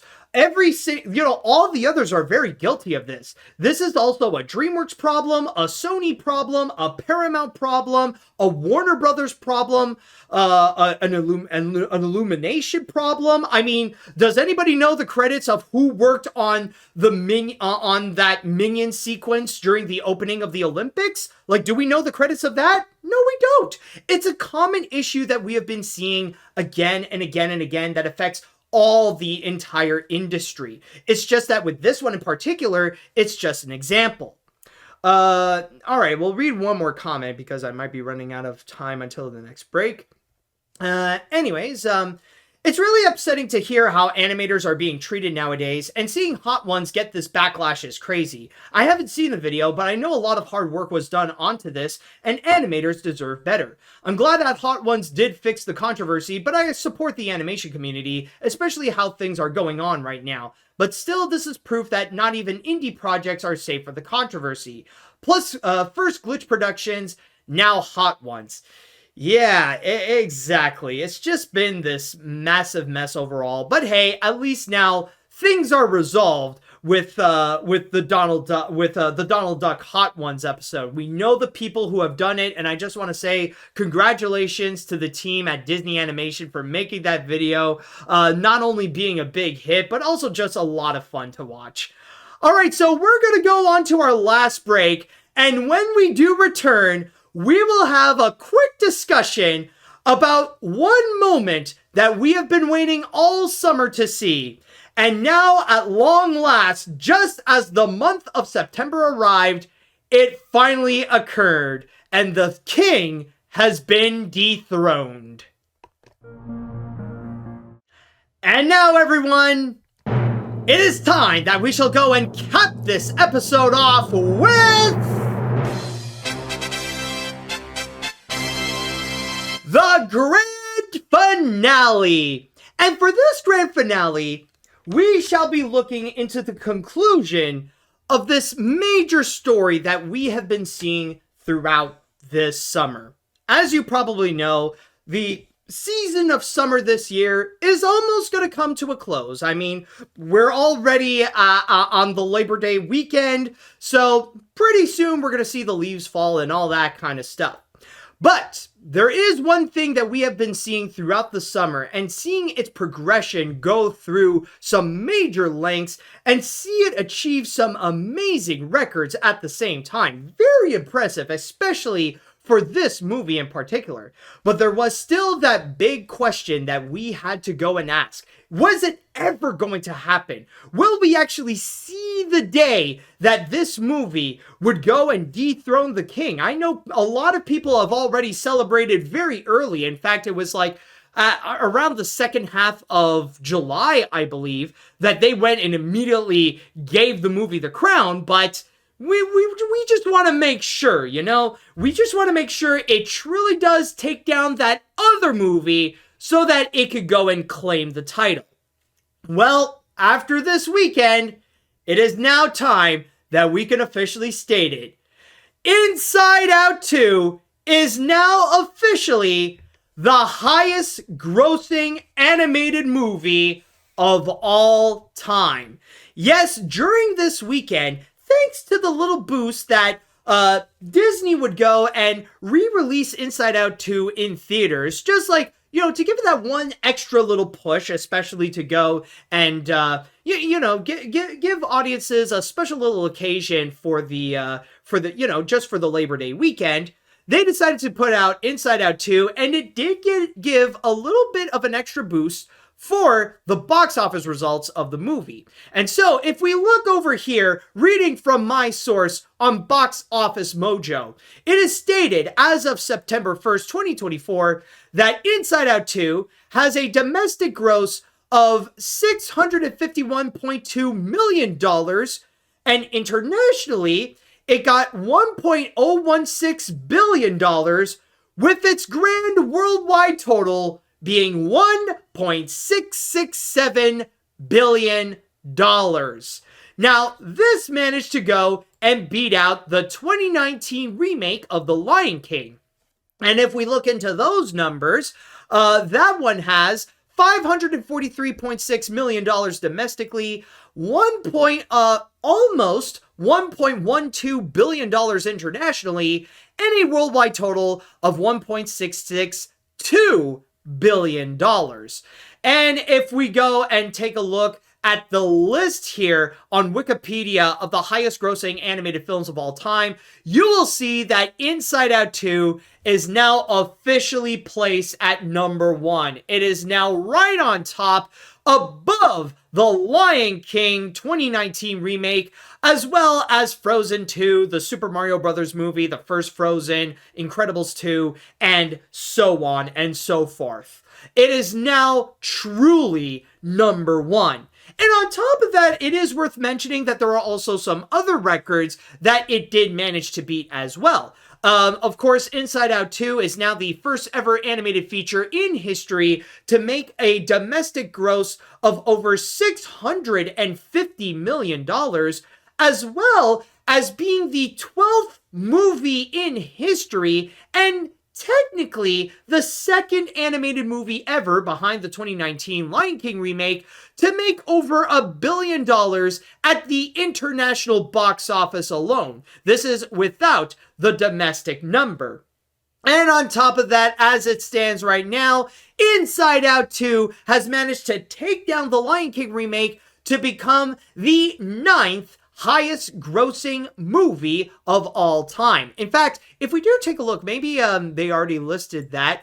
If we go and look into the highest grossing films in history, you will see right over here, Inside Out 2 is right here at the number 9 spot, and it managed to go and overthrow the Lion King remake, and it's just behind films such as Avatar, Avengers Endgame, Avatar: The Way of Water, Titanic, Star Wars: The Force Awakens, Avengers: Infinity War, Spider-Man: No Way Home, and Jurassic World. And at this point, I'm even going to say this right now. There is a likelihood that Inside Out 2, wait a minute, wait.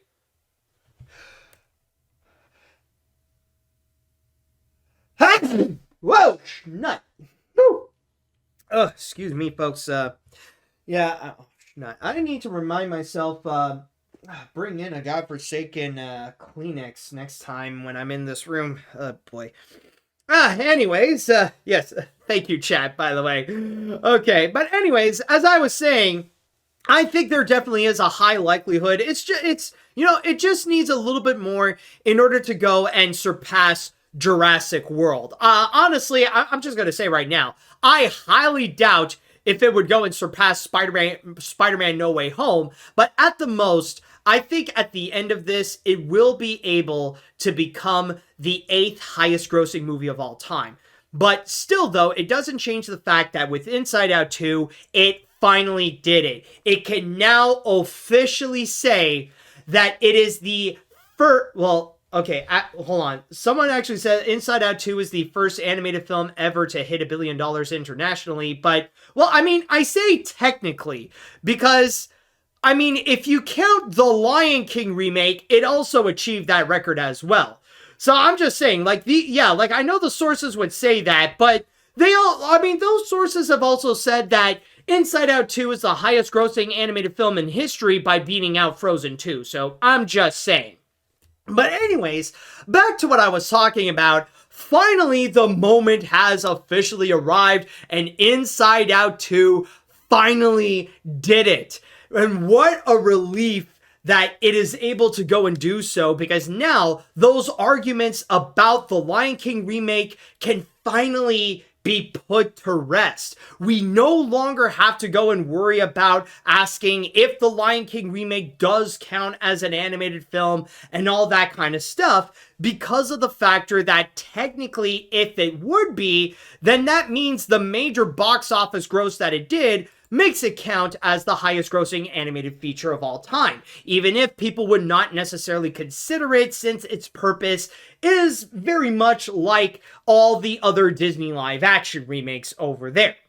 But in this case here, now that it officially is Inside Out 2, one movie that is undeniably an animated feature, now we can put those arguments to rest. Now we don't have to go and argue what is the highest grossing animated film of all time. We don't have to debate if it's either Frozen 2 or Inside Out 2 or the Lion King remake. Now we could just go and truly say that it is Inside Out 2.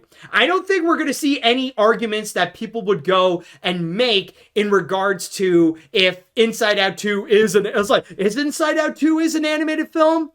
I mean, I can guarantee you there's no bits of live action that can be found in this. Like, I would say at the very least, 99.9% of that movie, or even 100%, is fully animated. Even the live action bits with Riley, those are all animated in general.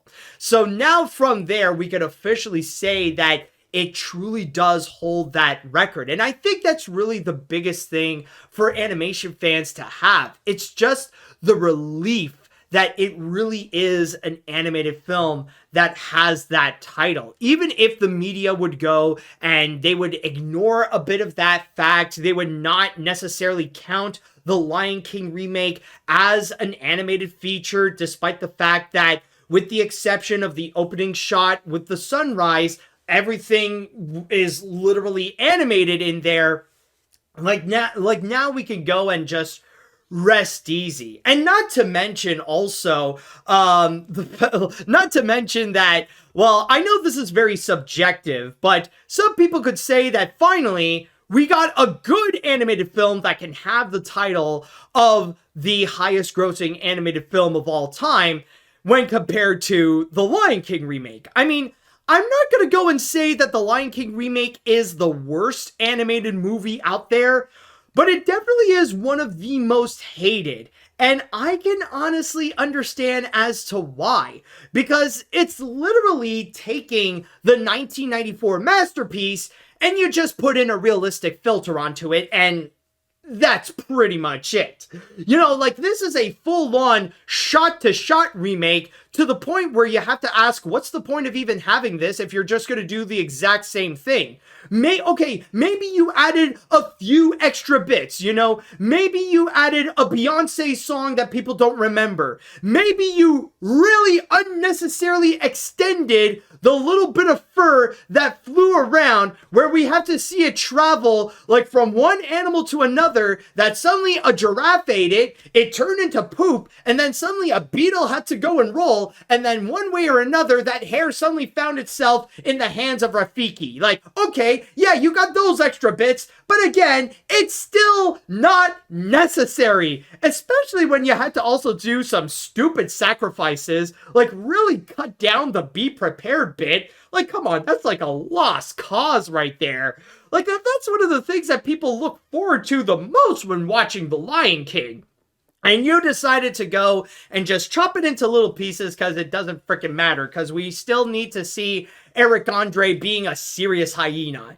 You know, like, you got all that. But the point is that many people are not happy with the Lion King remake. And the fact that it made tons of money at the box office, that it is a box office smash hit, and even claimed the title of the highest grossing animated feature of all time, that felt like a salt to an open wound for many fans. But now we got something like Inside Out 2, something that I think it's safe to say is much more beloved than the Lion King remake, able to go and overthrow that and actually make more money at the box office. That is honestly great to see. And not to mention the fact that we are seeing not just a Disney movie and a Pixar movie, but with an animated movie really boosting things up at the box office. I mean, I know that we already got the Mario movie last year that was a massive box office hit, and then you also got Elemental that was able to become profitable just by the skin of their teeth. But then we got stuff like Inside Out 2 that really does prove that animation can still be a box office smash hit, that animation can still be profitable on the big screen. And I mean, it's not just Inside Out 2 that was also a hit. Like, this year, more than ever since the pandemic, we have been seeing a lot of animated films that have been successful in theaters, including Kung Fu Panda 4, the Garfield movie, and Despicable Me 4. And this is not to mention about what's going to be coming up as well. I mean, we still got plenty of other animated features that are going to be coming soon. This month, we're going to be getting Transformers 1 and The Wild Robot. Then we're also going to be getting Pharrell Williams' Piece by Piece. Then we are also going to be getting Moana 2, which that one is also very much hyped up for. And then, of course, we just saw the trailer for The Lord of the Rings, The War of Rohirrim. And I guess technically at the same time, we also got Mufasa, if that also counts as an animated film. We got plenty more that is to come. But if anything, Inside Out 2 really is a testament to how animation is still thriving after the pandemic, and especially how it is really helping out in terms of keeping movie theaters alive and keeping the box office, to have it go and really flow in terms of its cash. That's honestly a great thing to see. So in that regard, some people also mention as well, last year, not just with the Mario movie, but also Spider-Man Across the Spider-Verse as well. Almost forgot about that. Sorry, folks. But yeah, that's also another example. But more than ever, we are seeing animation making a big comeback in theaters, regardless of their quality. Even if they could be as great as Inside Out 2 or something as mediocre as the Garfield movie, they could still be highly profitable. And Inside Out 2 is a wonderful example of that. I mean, it's not just the fact that Inside Out 2 became such a smash hit, but after the pandemic, after especially what Disney went through, after going through some unfortunate box office flops like Lightyear, Strange World, and Wish, and then suddenly they would release a movie like this that not only became a major hit, not only did it make over $1 billion, but also managed to outgross the Lion King remake, that is a true testament to the power of animation. So, honestly, I feel like it really is worth talking about because it feels like a conclusion to our major story as we keep checking on the box office results of Inside Out 2, how well it's been doing, and the records it's been breaking again and again and again. And finally, it has reached the point where it now beat the Lion King remake and truly became the highest grossing animated feature of all time. At this point, it's just gonna go and do a victory lap. And who knows, maybe it'll be able to make $1.7 billion at the box office. But still, though, I think this is a true accomplishment. This is a true highlight for animation in general this year. So once again, I just want to say congratulations to the team at Pixar for not just making a great movie with Inside Out 2, but also making the highest grossing animated feature of all time. And that is a statement that we can go and officially declare. All right, so with that said, now I'd like to go into the chat wall and I'd like to ask you all, how do you feel about Inside Out 2's record? How do you feel about Inside Out 2's achievement? Let me know what you all think on that, folks. All right, so I think we can all agree Inside Out 2 is more deserving of being the highest grossing animated movie, and I mean that in more ways than one. It was a worthy sequel to one of Pixar's best movies, and was possibly the best depiction of anxiety in a motion picture. Plus, we finally don't need an asterisk over what counts as an animated movie. Disney really needed a win in 2024, and so far, this is the biggest win I could think of. Oh, it's not just that, but I mean, Disney won the whole summer. I mean, it's not just with this, but I mean, we also got Deadpool and Wolverine that became the highest grossing R-rated film of all time. And then you also got a few bonuses as well with Kingdom of the Planet of the Apes and Alien Romulus, like both of which that became smash hits at the box office as well. This really is Disney's summer. And I think like all of these movies combined, they more than made up with the from the losses that they had from the previous year. So yeah, this is a big W for Disney for sure. All right, let's see now. I'm just glad Inside Out 2 officially surpassed the Lion King remake. I was honestly shocked that the Lion King remake did well internationally. Granted, I thought this remake was just okay, but it ain't no original. But I am also glad Pixar is officially back on top after dealing with problems in the past box office results. Pixar deserves this. I can't wait for more Pixar movies soon. Oh yeah, definitely. And plus the fact that, keep in mind, the next Pixar movies are going to be fully original. I know that we got Toy Story 5 that's going to be coming in 2 years, but before that, we are going to be getting Elio next year in 2025, and we also got Hoppers in the spring of 2026. So those are movies that you could definitely look forward to, and that you could be rest assured that Pixar is not giving up on original movies. So I just want to go and emphasize that because I know people still have that kind of anxiety. All right, let's see. What's even crazier is that Inside Out 2 is the first animated film since Shrek 2 to become the highest grossing animated film of all time, both domestically and worldwide simultaneously. This is something not even Toy Story 3, Frozen, Finding Dory, Incredibles 2, and yes, even The Lion King managed to accomplish. Yeah, well, honestly, I mean, okay, both simultaneously? Okay, you do have a point. That is definitely fair.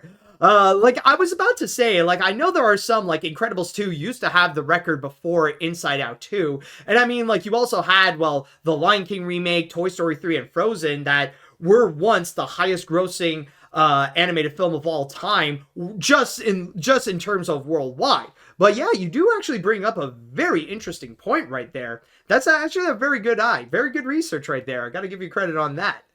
All right, let's see now. This truly is a great way to end the summer. After 5 years on top, Inside Out has finally dethroned the Lion King remake, and now the title belongs to an animated film that actually deserves it. And it also shows how Disney pretty much won the summer. Between both Inside Out 2 and Deadpool and Wolverine making $1 billion each, on top of Kingdom of the Planet of the Apes and Alien Romulus, Disney pretty much won. Yeah, I pretty much said that already. So yeah, I definitely do agree. Anyways, congratulations to Inside Out 2 for achieving this milestone. I never thought that it would be this successful, but to me, it really is a surprise that it managed to dethrone the 2019 Lion King remake. I thought that since it was released on digital, it would slow down a bit on making money, but with the praise that it's getting, not even home media could stop it from making this achievement. This is proof that animation can survive in theaters no matter what. Oh, absolutely, dude. All right, let's see. Any other comments to go and read? Finally, I am so happy to see those emotions finally bury that garbage remake. Finally, we have a definitive highest grossing animated movie ever, and it couldn't have happened to a nicer movie. Don't see this record being topped anytime soon. Congratulations to Pixar. Between Elemental and especially this, it's fantastic to see that Pixar movies in theaters will be a common practice from here on out. Well, I mean, it's always been a common practice. It's just that now they're able to do it right and they're able to make them successful. Like, a Pixar movie on the big screen is something to be excited about again. Like, that's the main thing to go in and, like, that's the main takeaway of all this. Let's see, what other comments would there be? What other, just want to see now. All right. No. I read you already.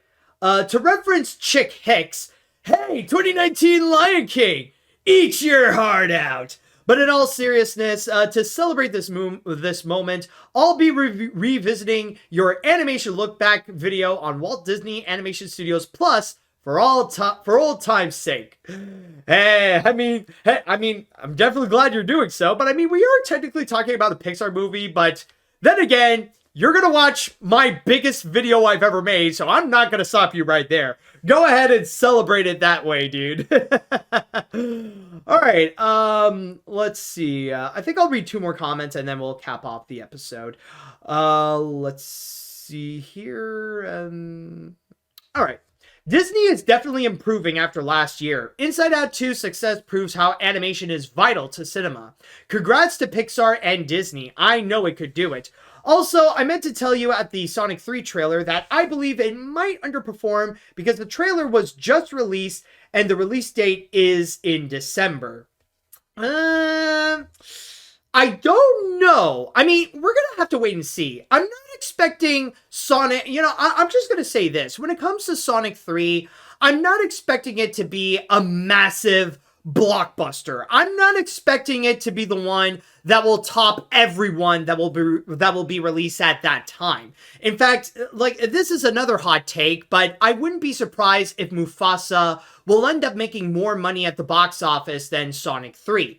But then again, there is still a lot of massive hype for Sonic 3, so we'll just have to wait and see with how that'll go. I don't think it's going to be honestly, I don't think it's going to be a major hit, but at the same time, I highly doubt it would be a box office disappointment or anything like that. All right. Let's see what other comments just to go and see. All right, I think I'll go with this one then. Oh, and someone also mentioned that technically we're also going to be getting the Pixar series Win or Lose that's going to be on Disney Plus this December. That is true. Anyways, you have no idea how anticipating it was just to see Inside Out 2 pass the numbers. Like last week, they were just a few numbers away from getting it, and when it finally passed, it was like a hit of a bell. Hallelujah! While I was expecting more to pass over Jurassic World, I'm still happy that it achieved when people expect Pixar and Pixar achieve the success to not disappoint. Disney has gained our attention once more. I can't wait for the next films later on this year. Congratulations. And with that said, that should do it for this episode of AniMat's Crazy Cartoon Cast. Hey, I'm glad things are going very well, especially with this new temporary setup, and I hope you all join me next time for more fun-filled adventures that will be in store with this episode. So I would like to go and say that if you guys enjoyed your time here on AniMat's Crazy Cartoon Cast, then don't forget to go and subscribe to my AniMat Live Twitch channel or to the AniMat's Crazy Cartoon Cast YouTube channel. On top of that, if you are listening to me to whatever podcast service you're listening to, then don't forget to go and follow me there. Whether it be on Apple, on Spotify, on Amazon, and maybe a few others as well. And with that said and done, I would like to say thank you all so much for listening. Thank you all so much for watching. And until next time, see you later, dudes.